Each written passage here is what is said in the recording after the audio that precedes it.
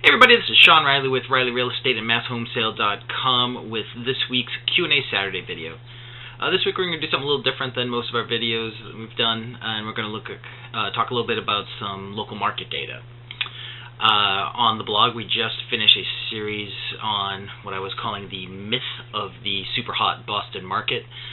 Not that Boston isn't a good area and that there aren't a lot of very strong markets around, but a lot of people throw around that term basically saying that everywhere in and around the city is just hot, hot, hot and going up. And basically what I did is I took 5 sub-markets, different neighborhoods and different types of housing within the city and kind of showed where that is not true. So it's not that it's not a good market, it is just that you have to make sure you evaluate everything on its own particular merits. So I guess normally we're going to say the question is, like, how is the Boston market right now? And by Boston, I am not just saying the city, but say the greater Boston area, which would include the, the bordering towns and a lot of the areas that are considered the greater Boston market.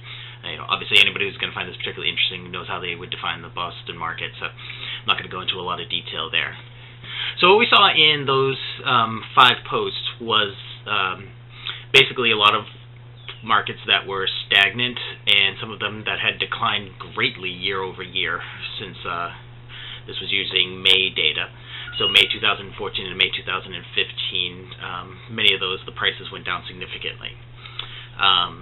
Didn't look at every market in the city, and several of the ones we looked at were still doing fine. Those obviously were not going to make the point we were trying to make, so I didn't write anything about those. So generally, what I'm observing is that the greater Boston area is softening a little bit. There's still plenty of towns that are doing very, very well, and like I said, parts of the city itself are still doing very well. But you are seeing places that are actually declining, and many other things that are more or less stagnant or very low growth over the last year or so. Certainly prices ran up a lot in late 2013 and 2014, and even the very beginning of this year we're seeing it in some places. But you're starting to see things recede a little bit, and like I said, it's more you really have to know your area. When people evaluate properties, they do always look at the the neighborhood that they're looking at. So that's really the way you have to evaluate any kind of property. As a buyer or a seller. That's what the banks are going to do if you're getting financing or the person you're selling to is getting financing, so that's always important. And anybody who's paying cash will usually evaluate stuff that way as well.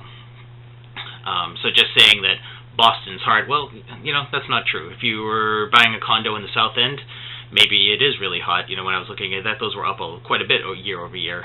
But at the same time, I looked at condos in the North End, which I think most people who are familiar with the city would think that would be a very strong area, and those were actually down quite a bit year over year.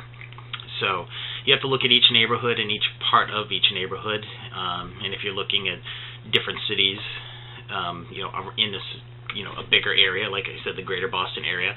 In addition to those articles, we also did articles this month on Winthrop, Milton, and Somerville. All 3 are towns and cities that border Boston, and those were all actually down quite a bit. But then you have other places like Brookline and Newton, which are those are still doing really well and are up quite a bit year over year. So you have to look at each thing individually, and that's That's really the main takeaway from all of this is you can't just make these blanket statements. You have to evaluate each property on its own merit and each area that the property is in on its own merit. And the closer in you can get stuff, the better it's going to be. Especially in like the city, you can go from street to street, and you can have pretty big differences in a big urban area like Boston. So, like I said, knowing the area and evaluating properly is always going to be key. So, in summary, for the greater Boston area, things are still strong. It's a very solid market. It's long term. It's always going to be a very good market. People want to live here. There's a lot of jobs. There's a lot of education. There's just a lot of reasons why this area is, has been strong since people first landed here, and it's going to be strong until we're all gray and gone. But like I said, you can't just assume it's always going to be good, especially in the short term. You can't just be like, oh, it's not like it was a year ago. A year ago, you really could buy something, wait a couple of months, and sell it for more than you paid for it, and do pretty well like that. That's a lot like it was 10 years ago. I don't think there's going to be that kind of crash, but you do have to be wary of possible issues that could come up. So, like I said, in general, strong market, but do your due diligence, understand your area, understand if you're selling, you have to understand your area and what's going on right now and what you can expect to realistically be able to sell your place for. If you're buying, you have to understand what's going on, and you have to make sure you make an intelligent offer on the place you're going to buy, and you have to understand if things are going up or going down, and have to make sure you plan for the future accordingly. Otherwise, thank you for joining us this week for Q&A Saturday.